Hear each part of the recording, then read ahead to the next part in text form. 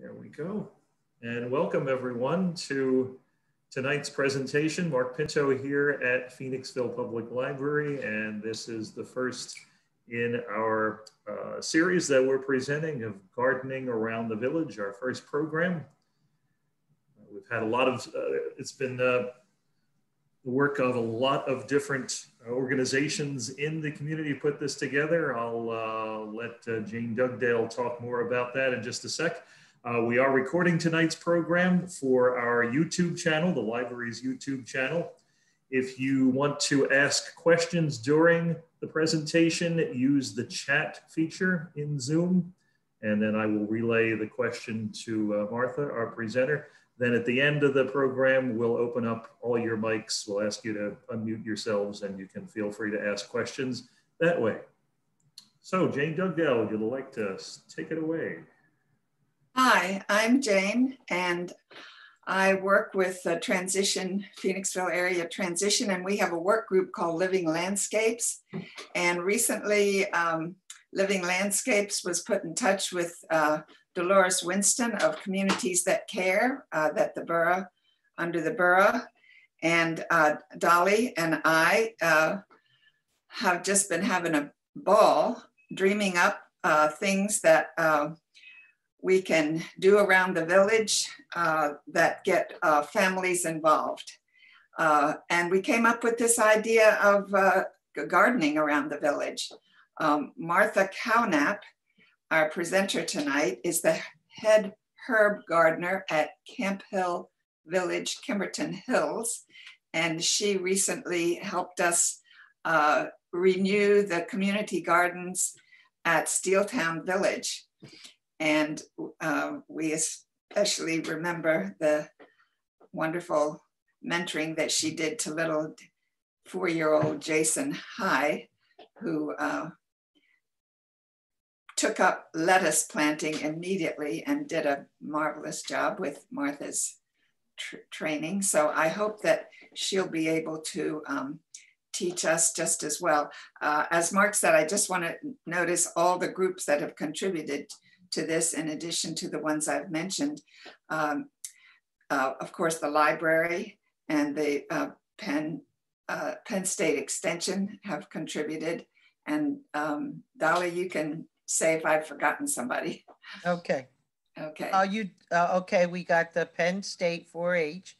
We have Phoenixville Area Positive Alternatives, Phoenixville Recreation Department, Steeltown Village, and Chester County Food Bank. That's right. Yeah, the food bank contributed the seeds. And I don't want to forget that Colonial Gardens Nursery contributed the soil for that project at Steeltown Village. But Martha's going to teach us all how to do herbs, and I can't wait. Thank you, Martha. All right. Well, thank you, Jane, and thank you, Dolly, for setting this all up. And thanks a lot, Mark Pinto of the library, who's our technical expert here. So we're going to talk about herbs that you can grow easily in Phoenixville. The first one we're going to talk about is lemon balm. I wish you could smell it. It's so yummy smelling. It smells like lemon peel. The Latin name is Melissa officinalis. Melissa means it has to do with bees. And officinalis, a lot of herbs have officinalis in the name because that means that it was officially used as a medicine. So lemon balm is very easy to grow. You plant it once and it will live for years. It will send out babies. You can start it from seed, but if you know anybody who has it, they'll give you some. The smell of it is, oh, this isn't lemon balm, sorry, this is catnip. I thought it didn't smell lemony. This one here, I don't know if you can see it. Anyway, that's lemon balm. The smell of it is supposed to make people happy. So they used to strew it on the floor in the Merry Wives of Windsor. Of course, I need to talk about books here because this is a library presentation. Merry Wives of Windsor, they used to strew it on the floor before they had a party. so that people would be merry at the party. It's a smooth muscle relaxant. So the tea helps with menstrual cramps and also intestinal cramps. It's relaxing. It can help you to sleep. I'm having a cup now so that I can be relaxed during this presentation. The only people, there's a very safe herb. The only people who should not use it are people who have very low thyroid. And they can use a little, but they shouldn't have a ton of it because it can lower your thyroid. Here are a couple of my friends at Camphill Village Kimberton Hills. They're stripping lemon balm. It's, you strip it off the stems before you dry it, or you can do it after you dry it, either way. But you can use it as a fresh tea. You don't have to dry it. Another good thing about it is it heals herpes sores, or it helps heal them. So what you do, either you can make a really strong lemon balm tea and wash your cold sores with it, or you can soak it in oil. So in which case you're going to dry it first. You do need dried herb to make an infused oil. Different than an essential oil, which is a whole different process. But an infused oil, you dry the herb and then you pour, I usually use olive oil. You could use any oil, but see how there's a jar like there, that's like herbs with oil. So you just let it sit there for a few weeks and then you strain out the herbs. And then you can put that herb on your herpes sores, your cold sore. I mean, the oil you do, not the herb, you can just discard, whatever. Or you can make a salve with that. And it's so easy to make a salve and it's so fun. We should actually have a program about it maybe in the spring when we can be in person. But you just take that infused oil, minus the herbs, you strain out the herbs, and then you take 1 cup of oil to 1 ounce of grated beeswax. And you can actually buy beeswax in little 1 ounce squares, but you can also just weigh out 1 ounce. If you have a postal scale, it's pretty easy. And then you're gonna very gently heat that up. Usually I put like an empty can in a pot of boiling water and heat up the oil with the beeswax. And then you get a salve. It's really easy. See, here I am like with a bunch of salves that I just made. Okay, next herb. A lot of people like this one, lavender. That smells great too. I've still got some blooming in my garden. See this? Good stuff. I wish you guys could smell it. So bees like lavender too. There's various kinds. Some survive better in the winter here. I can't remember which ones. And the Lavandula officinalis is supposed to be the most medicinal, but the other ones smell great too. So they're probably good too. It's an outdoor plant. I wouldn't use it as a house plant. You can grow it in pots though, outdoors. They like it dry. You don't have to worry too much about underwatering lavender, but if you overwater lavender, then it starts to rot from the bottom. And they like it sunny. Don't put it in a shady area. It won't make flowers if you do. It helps people to sleep. So this bouquet of lavender, I'm gonna put it in my room later tonight and hopefully it'll help us sleep tonight. Seems to be working on those parents, but not so well on the baby there. Oh, another nice thing to do with lavender is to make a lavender bath. It can help relax you, make it easier to go to sleep. It's nice for kids too. So either you can make a tea, if you grow your own lavender, you can make a strong tea of lavender and then pour it in the tub with your kids. Or if you don't, if you don't have enough lavender, you can also buy lavender essential oil and just put a couple drops of that in the tub. And it really smells up the whole bathroom. It smells up the whole house. It smells really good. Very relaxing. So they say the scent can help folks with dementia to calm down, like that, what do they call it? Sundowning, that 5 o'clock thing where they get really anxious. Certainly worth a try. Good in potpourri. It's really strong smelling stuff. I can smell it from here. Or you can dry it and make a sachet. I like to just stuff it in a sock and put that under my pillow for a sachet. There is a baby praying mantis on a lavender in our garden, and the bees love lavender. Our next herb is basil. Basil is a very easy to grow herb. It's an annual, so you got to plant it every year. You start it from seeds. It's very sensitive to frost.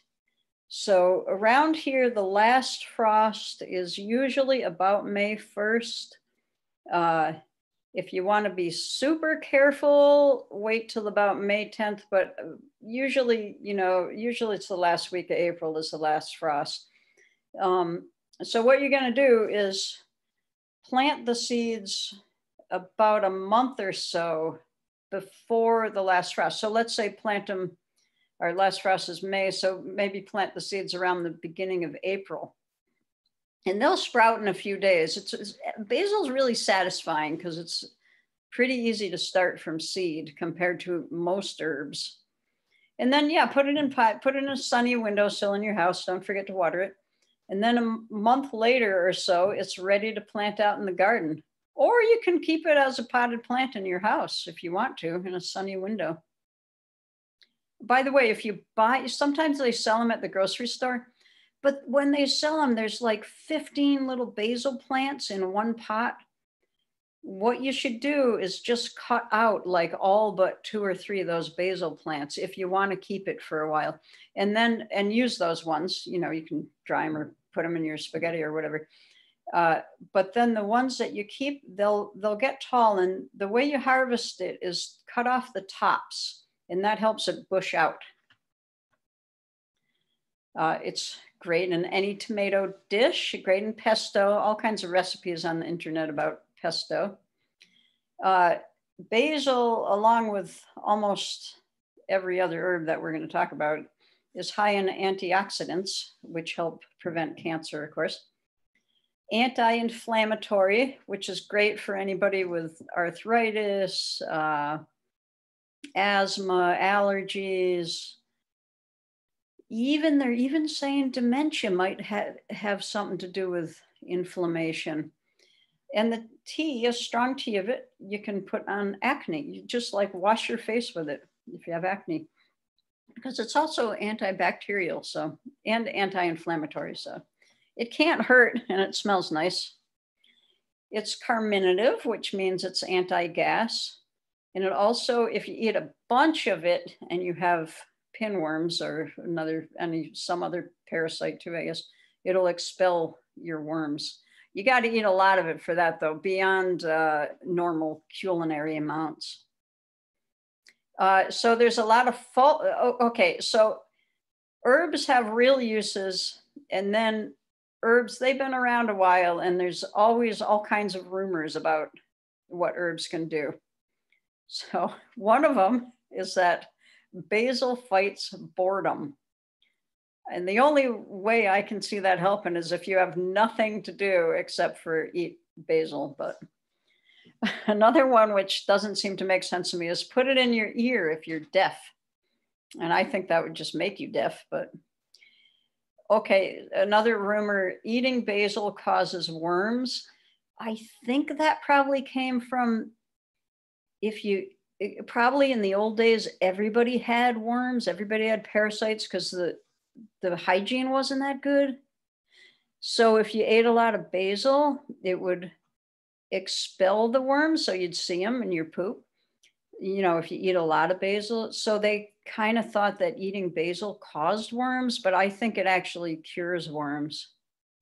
And the most ridiculous thing about basil that I heard, all right, so there was this guy, this was maybe 100 years ago or more, a guy in England, and he really liked the smell of basil. So he would dry it and he'd grind it up, and then he would snuff it, because that was like what people did in those days. They would snuff things up their nose, basically sniffing it up their nose.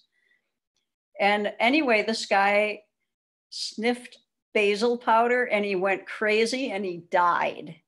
And then, so the story goes, they did an autopsy on him, and inside his brain was a nest of scorpions.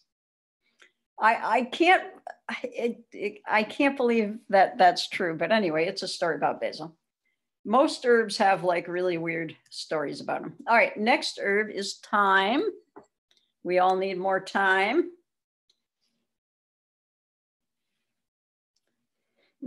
That's a nice smelling one too.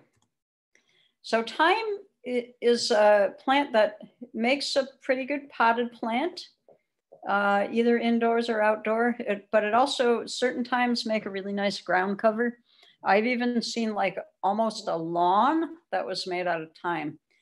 The bad thing about a lawn made of thyme is the bees love it. So whenever you walk through it, you can't be barefoot, I guess, at least while it's blooming. And it fills in nicely around stones. It's good for rock gardens. It helps you digest fatty foods. It increases your bile flow. Okay, so here's a picture of my husband. Well, I mean, he's under a towel, but so he had a cold, and his nose was all clogged up. He got congestion in his lungs, and he was coughing a lot. So we made a strong thyme. Well, actually, what we did, we put a bunch of thyme, dry thyme, because it was winter, in a bowl on the table, a big bowl, like a mixing bowl, and then poured boiling hot water into the bowl. So it was basically like a really strong thyme tea. And then he got over it and put the towel over his head, and then he inhaled that thyme steam, and that helped clear out his congestion. People have been doing it for a long time. You can also use eucalyptus essential oil for that, if you don't have time. Oh, well, I mean, thyme the plant, but whatever. It's easy to keep eucalyptus oil on hand for just that kind of occasion. This is Julie, one of the residents at Camphill. She's stripping thyme. As you can see, it's super fiddly and small to strip. It's a bit of a pain. She looks pretty bored. Maybe she needs to eat some basil to cure her boredom. Tulsi. Okay, here's another type of basil. This is probably my favorite herb. Ocimum sanctum. So ocimum means basil. Sanctum means holy. So it's holy basil. In India, this is really a revered plant. People put it in pots in front of their house, beautifully decorated pots. The plant of it, sometimes there's a picture of the goddess Tulsi on the pot. And then every morning, the woman of the house will go out and light incense in front of the Tulsi plant. I went to India and I saw people doing this. And then they would pray to the Tulsi plant, because she is a goddess and she helps like with, she helps basically bring good luck and happiness and wealth to the house, from what I understand. There's Tulsi Gabbard, who's probably named after the goddess. In Hinduism, they say Tulsi, the plant, is where heaven and earth meet. It's a very holy plant. They worship, I don't know if you would say they worship trees, but they recognize trees as spiritual beings and certain plants, but Tulsi is like the top plant. It's also highly respected in Ayurvedic medicine, which is the traditional Indian medicine. Still, it's thousands of years old and it's still practiced today, and it keeps evolving. But the reason they use it so much in Ayurvedic medicine is because it's adaptogenic, which means it helps your body adapt to various kinds of stresses. And that can either be like physical stresses, like illness, or it can even be emotional stresses. So if you're going through a stressful time in your life, like pretty much most people are right now, Tulsi tea can help calm you down and help make you feel better. So here's some people in India. Looks like they're making an offering to the Tulsi. Okay, so we had an Indian intern once in Kimberton Hills, and she said that when she was a kid, when she went to take a test, her grandmother would always give her a leaf of Tulsi. Oh, wait, let me show you the Tulsi. Here's one kind of Tulsi, that's temperate Tulsi. So her grandmother would give her one leaf of Tulsi, and she would put that on her tongue when she took her test, and it was supposed to help her concentrate. And she says that she thinks it worked. I mean, I think part of it might have been just her grandmother being like, do a good job on the test, you better, you know, but still, I mean, worth a try.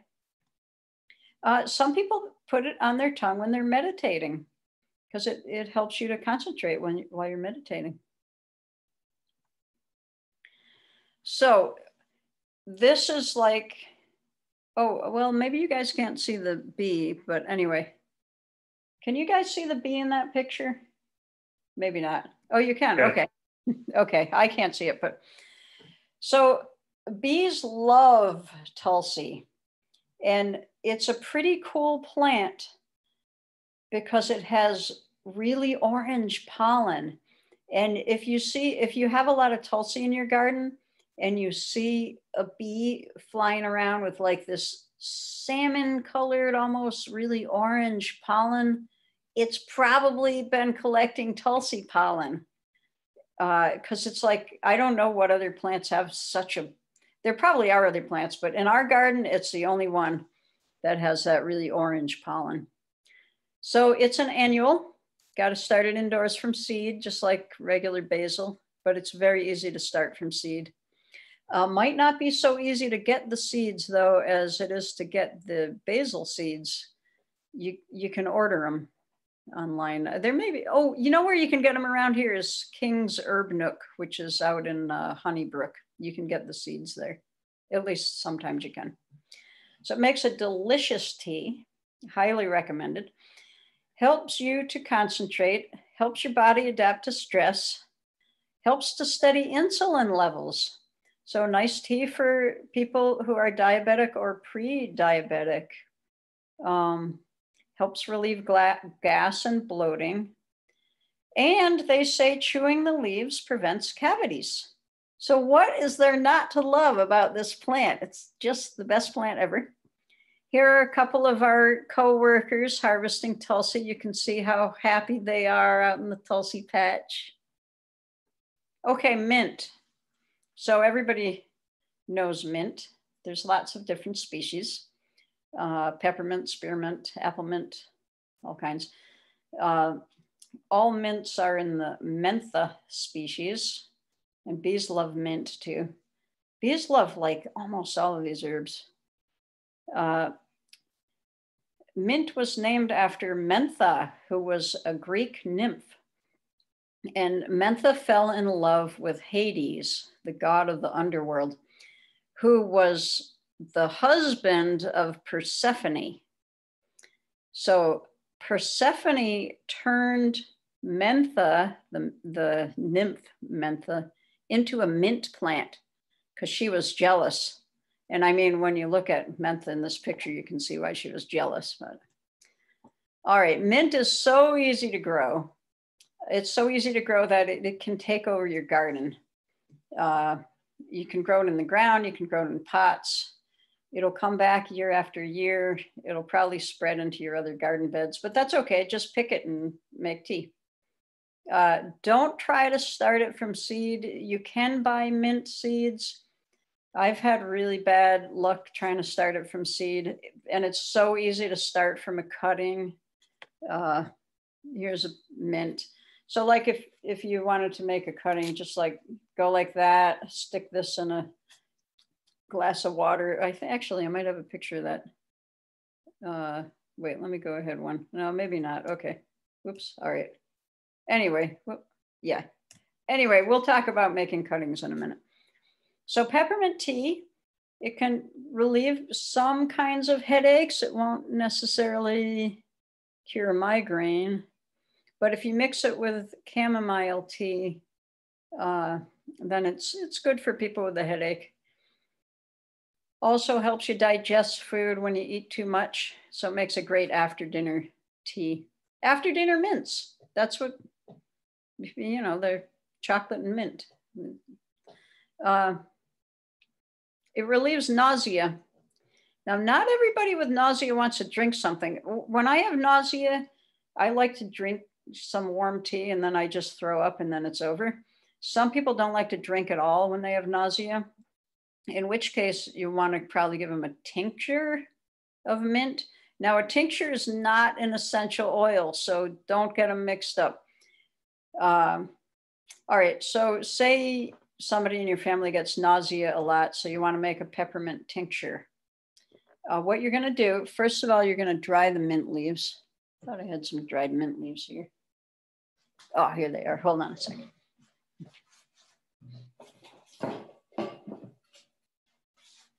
So you're going to dry the mint leaves. We'll talk about drying a little bit later.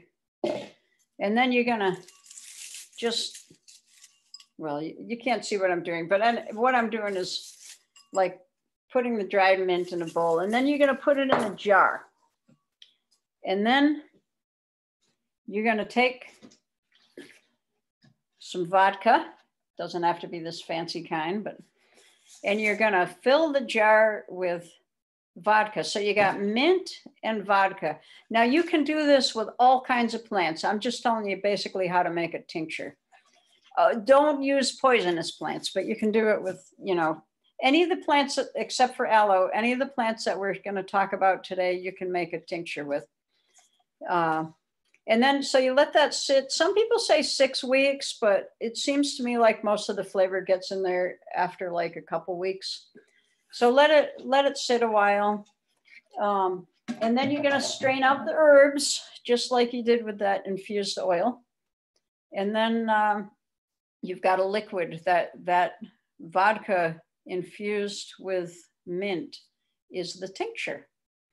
And so you gotta, different plants are different, you know, like amounts that you need. But for nausea, if you make a peppermint tincture, you're gonna take about a 1/4 teaspoon of it for nausea, of peppermint tincture,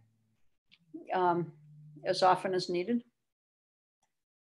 Okay, here's one of our apprentices, well, one of our coworkers making, now she's making a fresh tincture. So if you're making a fresh tincture and you're not drying the herbs, you might want to use grain alcohol instead of vodka, because the grain alcohol has a higher percentage of alcohol in it, whereas the vodka has more water in it. It's a whole art. I mean, it's pretty simple, but it's like a whole art of how much water to how much grain alcohol to how much vodka. But it's pretty simple. Maybe we'll have a workshop about that sometime. All right, next plant, aloe vera. You can't really grow it outside here. I mean, I've never tried planting it in the ground, but really nice house plant. It likes sun, but it can take a little bit of shade in your house. In fact, if you have it as a house plant, don't put it out in full sun in the summer, or it'll like turn white and kind of die. It likes to have whatever amount of light it always has. So if you're going to use it medicinally, you want to look for the aloe vera. There's a lot of aloe plants in the world. Some of them get quite big, especially in their native habitat, like where these guys are, that giant aloe plant. That might not be an aloe vera though. So the nice thing about aloe is it's always making babies, and you can separate them out and you can just pull them apart. They won't mind it. Plant each one in a different pot, and then in like a year, you'll have another plant like this with a bunch of babies. So if you have any friends with an aloe plant, you don't have to even buy one. And then you just, you stick in those babies in a little pot of soil and give it away to all your friends. The part that you use is that jelly, which is inside the leaf. That's what you rub on sunburn and stuff. Now, some people take it internally. Not everybody recommends that, but don't take the skin internally. Do not eat the aloe skin, or you will get diarrhea really badly and probably stomach cramps too. So if you're going to try to eat it, like some people say it's good for ulcers, just eat the jelly and not the skin. So you rub that jelly on sunburns, also like burns from the oven, mild burns. It soothes it. Honey also works for that if you don't have aloe.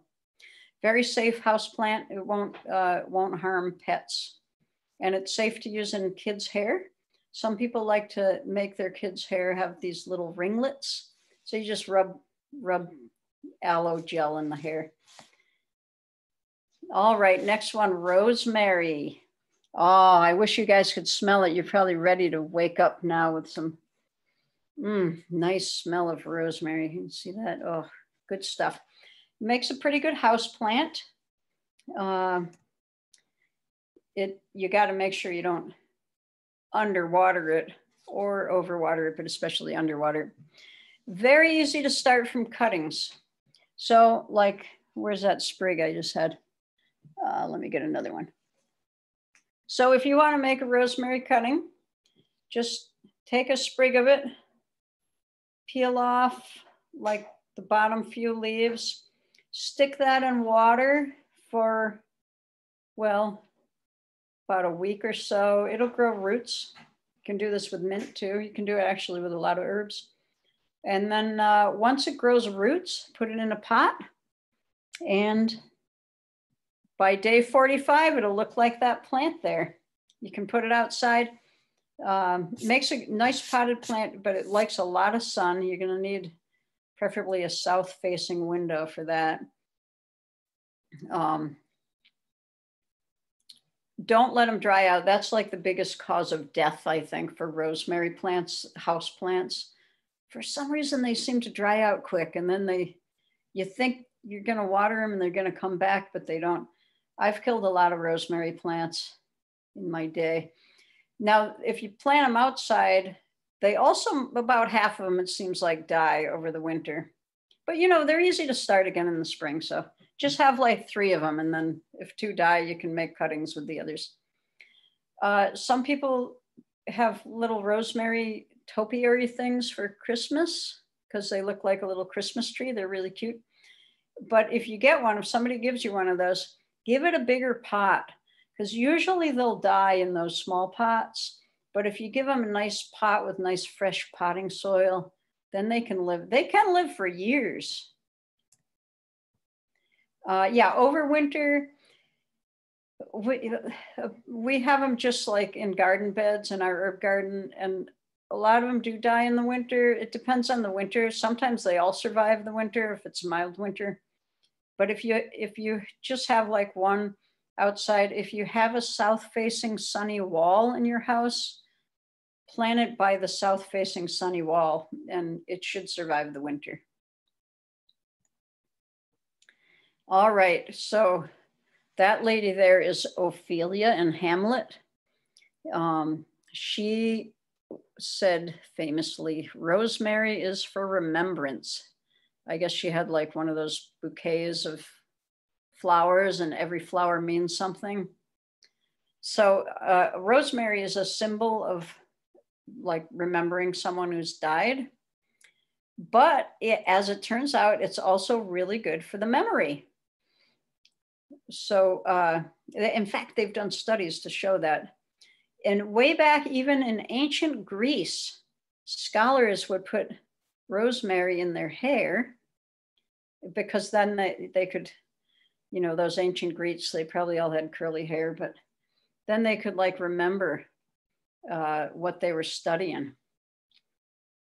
So if you're homeschooling your kids now, you know, with the coronavirus, put a rosemary plant next to their desk and maybe it'll help them remember. It's also really good seasoning for potatoes. I love chopping up potatoes and garlic and rosemary and tossing them with olive oil and a little salt and baking them in the oven. Rosemary roasted potatoes. It's so good. Getting hungry just thinking about it. It's also good for meat, like roasts. And they used to rub it. I think the reason it got popular with meat, they used to rub it on meat as a preservative before they had like refrigerators. They also used to rub it on mummies, but let's not think too much about that. All right, catnip. Cats love it. Some cats love it. Here's what it looks like. It's actually kind of weedy looking. Smells kind of good. Smells kind of like cat pee, but it tastes real good. It's easy to grow. It's a perennial, but it's a kind of a short-lived perennial.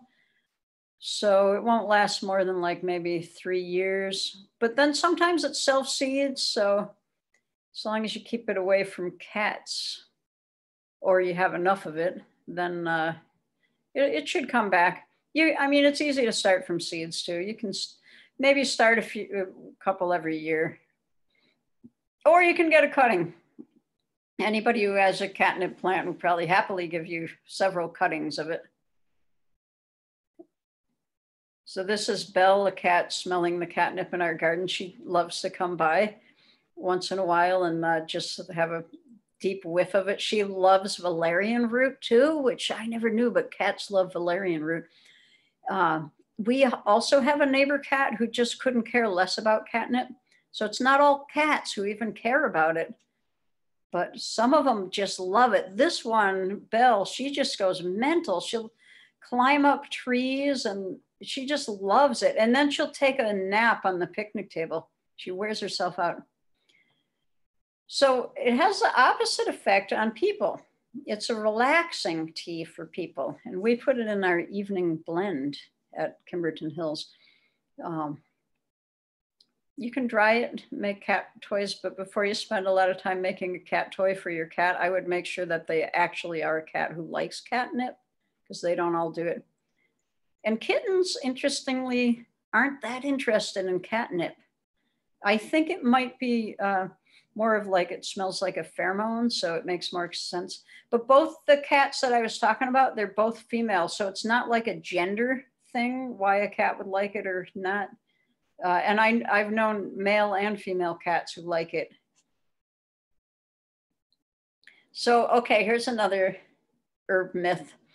They said that planting catnip around grain fields repels mice.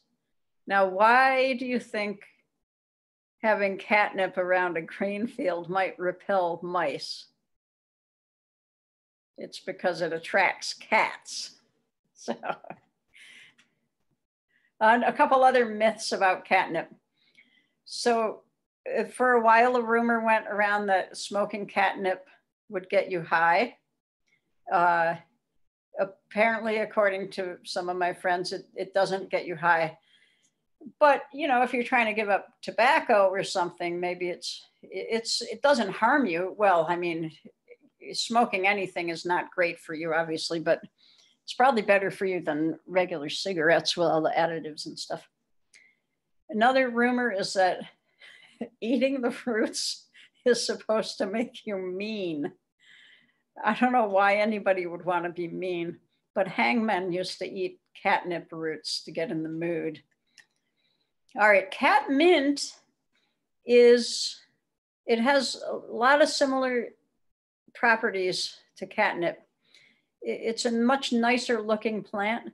Not as many cats like it. I think it doesn't have quite as strong of a smell as regular catnip, but some cats do like it. So anyway, if you want it for the tea for yourself, or if you don't want to attract cats for some reason, then try catmint. Garlic, another one of my favorites. So this is a good time to plant garlic outside right now, from now until like maybe the 3rd week of October. So you got to dig up your bed all nice. And then, oh, let me get a garlic plant. I want to show you something.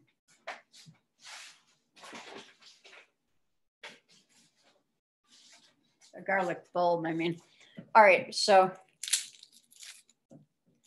you know, here's the bulb. You're going to break off one clove, and the clove, it has a pointy end and a flat end.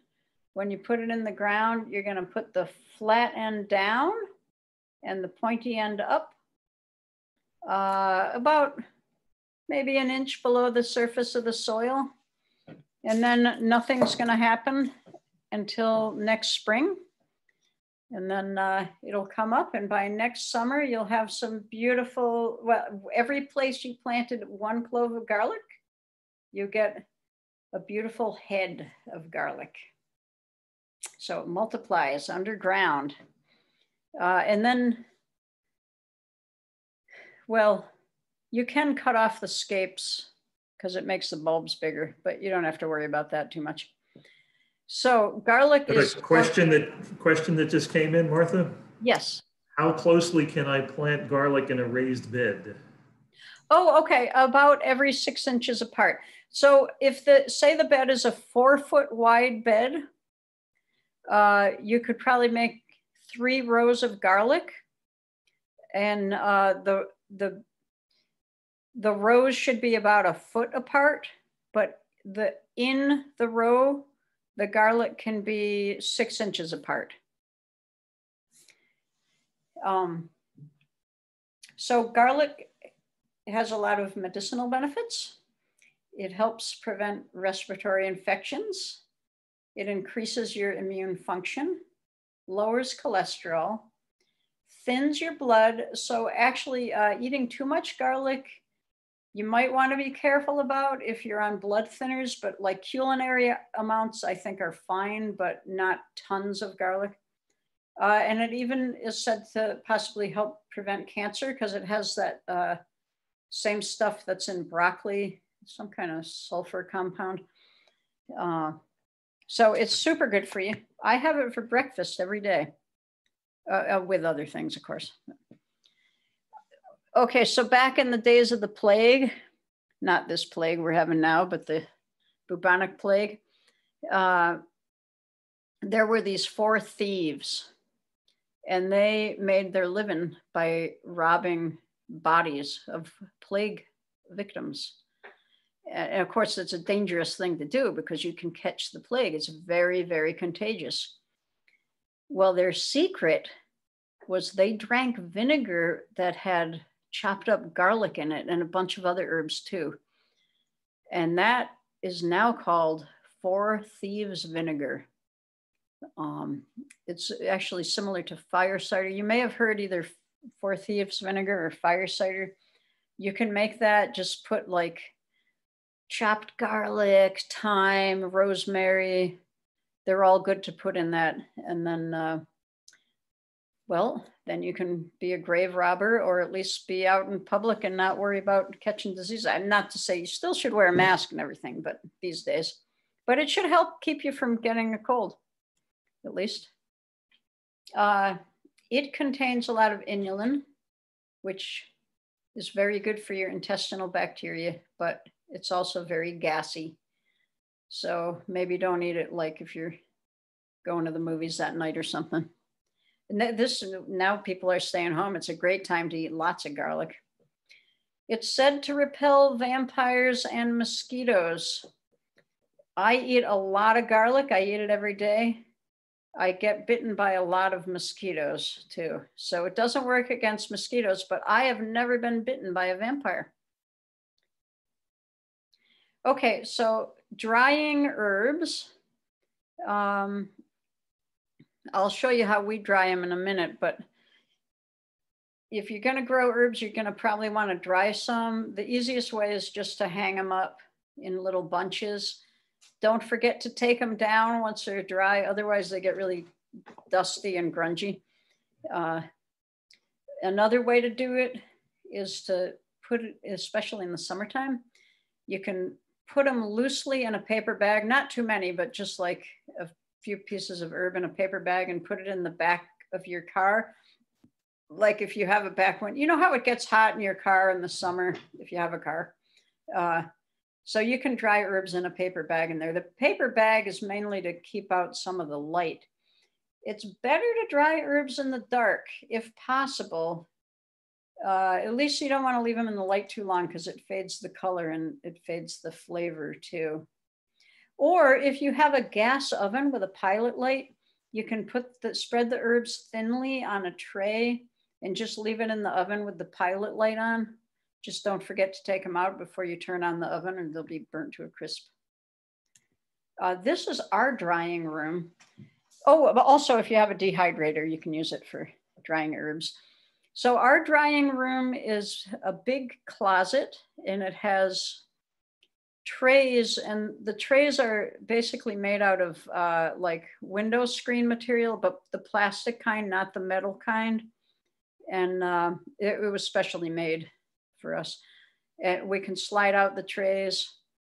This is Sally, one of our coworkers. She's spreading out bergamot on that tray. And the room is just heated with a heater, an electric heater. It also has a fan. If we put in a lot of fresh herbs, we might run the fan for a while, but we actually found it dries better just with the heater. All right, well, that's almost the end of my show here. I want to invite you all to come to the Kimberton Hills Herb Garden when the pandemic's over, and you can come. I'll give you a little tour, hopefully. And if you want to buy any of our tea that we grow there, it's on camphillkimberton.etsy or you can get it at Kimberton Whole Foods too.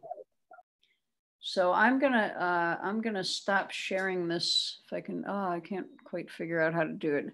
Let me see, maybe. There you go, up top. Okay, there we go. All right. So, and any other questions? Anybody else? Yep, feel free to unmute yourselves now if you want to ask some questions. Martha, would basil and parsley and mint, would they grow inside your house over the winter? Yes. If you have enough sun. Now, parsley, maybe not so much, but mint should grow in your house over the winter. Mint likes it wet, so you're going to have to really water it a lot. And yeah, basil, I mean, these plants aren't going to look great necessarily as house plants, basil and mint. Parsley, I don't know. Give it a try. You got nothing to lose. But yeah, mint, I've seen mint grow in a house over the winter. Yeah, just keep it nice and wet. Can I ask a question? Sure. Oregano, do I, like, mine comes back every year, but it doesn't have much flavor, if you ask me. Ah, it must be the variety. Well, okay, it could be two things. Is it in a shady place? No, sunny. Full sun? Yeah, it's probably the variety then. Either that or you're over watering or over fertilizing it. It should be pretty spicy and pretty strong. Mine's not. Yeah, well, try a different variety. Okay. Yeah. The other thing is if it grows really fast, sometimes that means it's like over fertilized. And then when it grows really fast, it doesn't have quite so much flavor. Okay, thank you. Anyone else?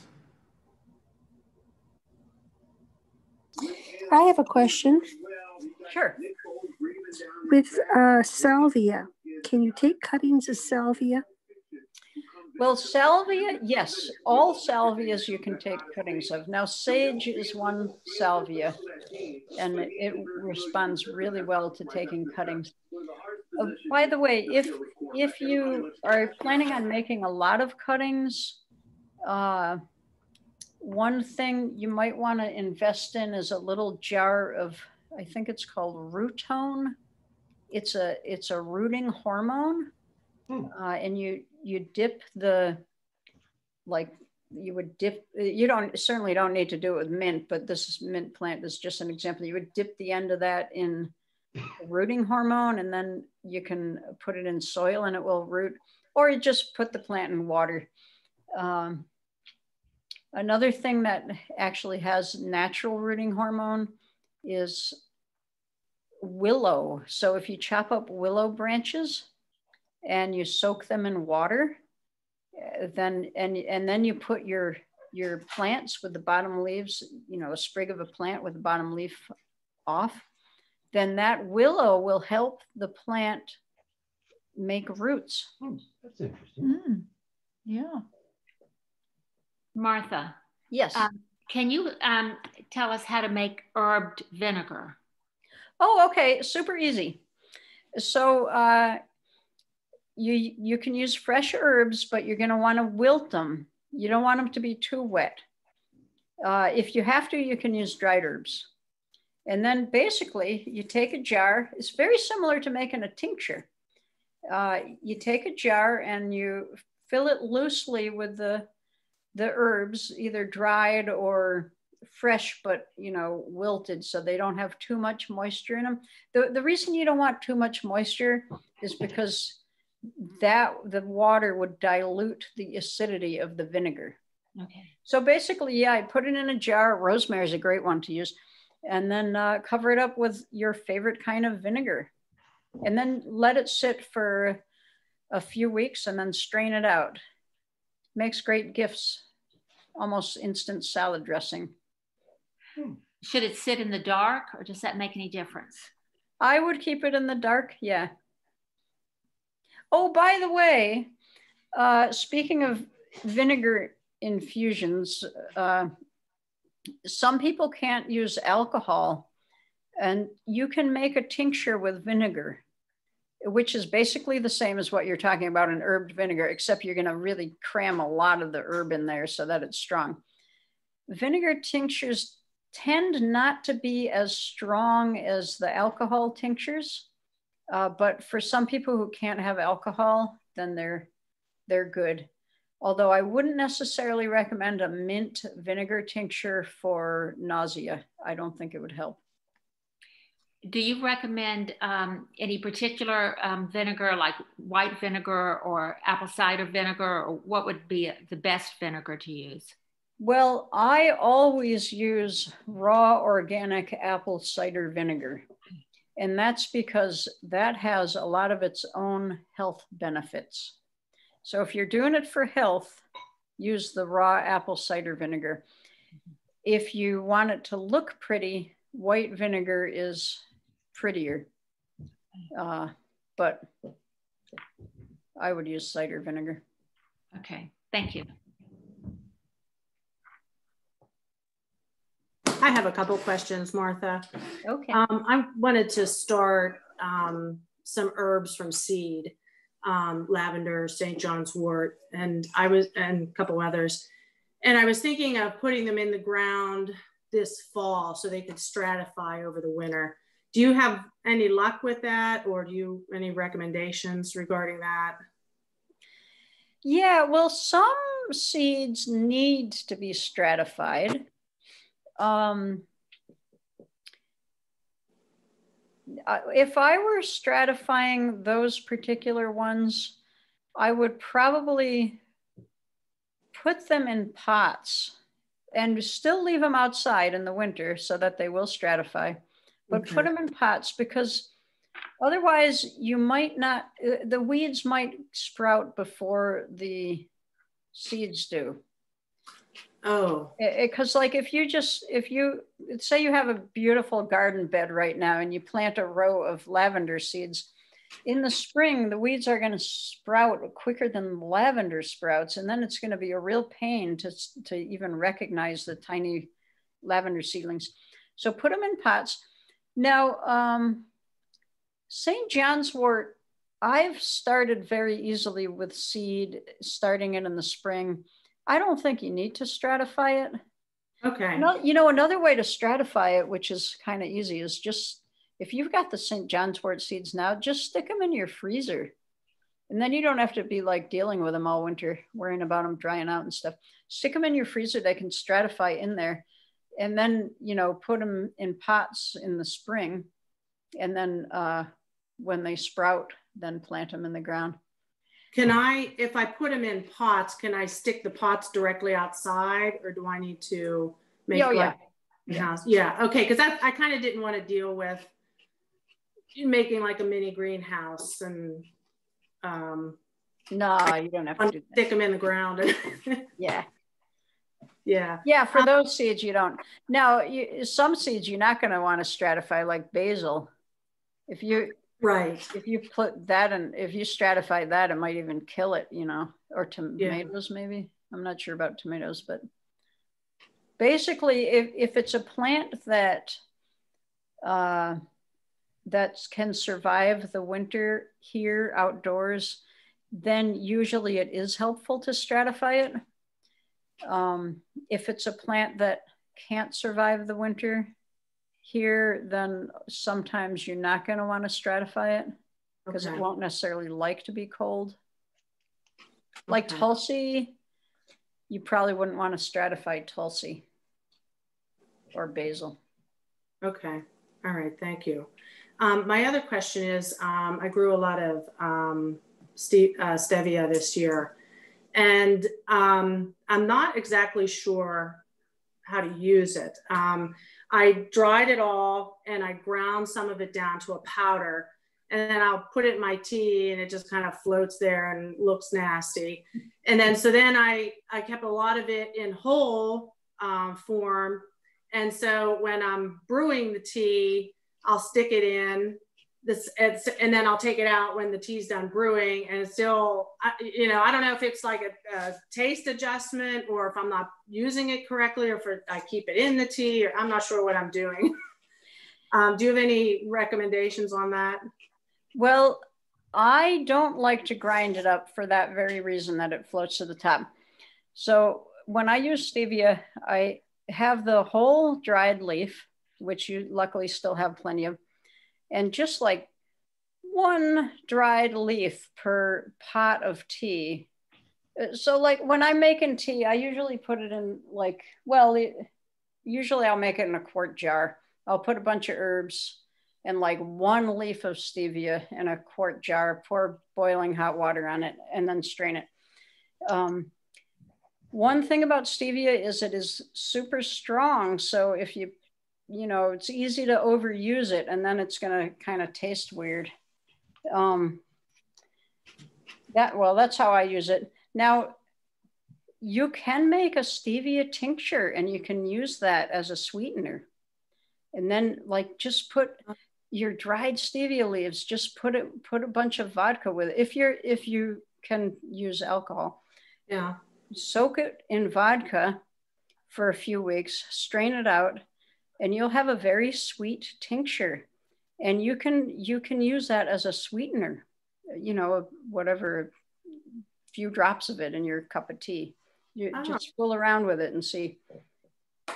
Okay, and just cover the leaves, just put a bunch of leaves in and cover it. Yeah, make sure that they're completely covered, because if the leaves are sticking out of the vodka, then they can rot. And if you're using vodka, it's better to use dried leaves. If you use Everclear, grain alcohol, you can use fresh ones. Yeah, but I use the dried ones because you got them. So yeah, okay, great, thank you.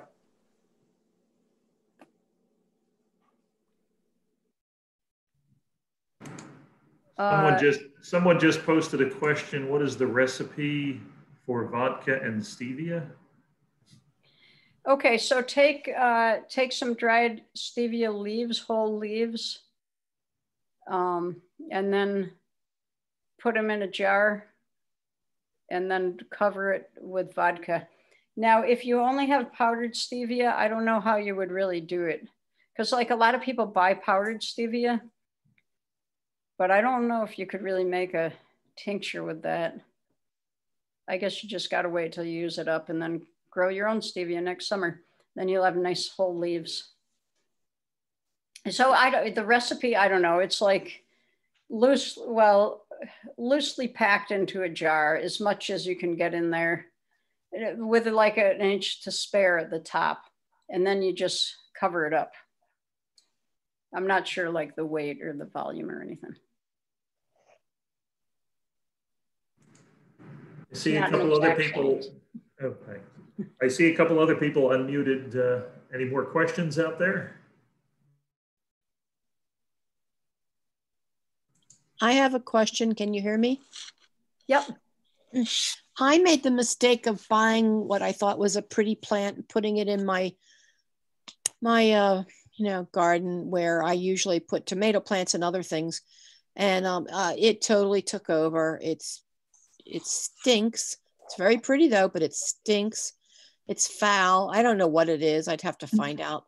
But I guess my concern is, like, for example, if I threw garlic in there, how safe is it when you don't know what another plant is that's in your garden? Like would the garlic be just garlic, or would the garlic be affected by whatever you're planting it with? I guess I'm worried about how you garden, period, Well, as long as when you harvest the plant, you're careful not to take whatever's growing around it, you should be pretty safe. Some plants do inhibit the growth of other plants. For instance, black walnut trees will inhibit the growth of plants around them. But as far as like your own safety, it's not like the garlic is going to absorb poison from a nearby plant. Yeah, that's what I was wondering about. Thank you. I love the garlic idea. Such fun. Thank you. Question, how long do the tinctures last? Tinctures last a long time. They can last for 4 or 5 years. If you buy a tincture at the store, the expiration date will be like 5 years from now sometimes. Same with homemade. As long as there's enough vodka and not too much water in there. Oh, the vinegar tinctures though, they won't last more than a year.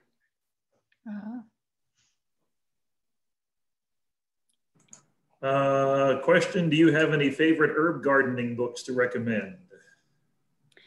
Oh, there's zillions of them. No, I don't.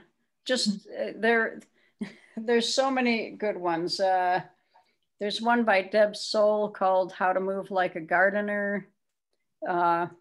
If you're growing commercially, there's one called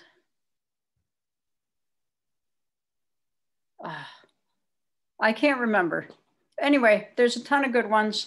There's a really good website called herbmentor.com, which has a lot of good info.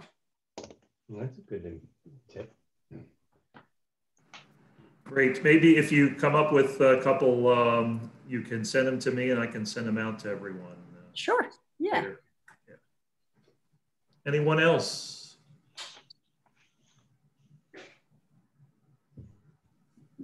Well, Martha, thanks so much for sharing all your knowledge tonight and your sense of humor too. Appreciate it. Yeah. And thanks everyone for joining us tonight. We'd like to let you know about the next program in our Community Gardening Around the Village series, which will be on Thursday, November 12th Tom DeMauro, a master composter, will present Backyard Composting 101. That's Thursday, November 12th at 7. You can register for that on the library's website, www.phoenixvillelibrary.org. And thanks again to all of the sponsoring organizations for tonight's presentation. And you'll be able to find it on our YouTube channel probably early next week. When you mention YouTube channel, what channel, how does that work? Just go to youtube.com, put in Phoenixville Public Library, and you'll see all of our videos show up. Thank you. You can also get to them through our website too. Martha, this has been fantastic, really. And I'm so glad it's recorded. So I can listen to it and I can share it with lots of people too. Oh, great. Thank you. Thanks a lot. Thank you. Thank you. Really wonderful. All right. Thanks, everyone. All right. Stay safe. Have a good night now. Thank you. Good night. Bye. Bye.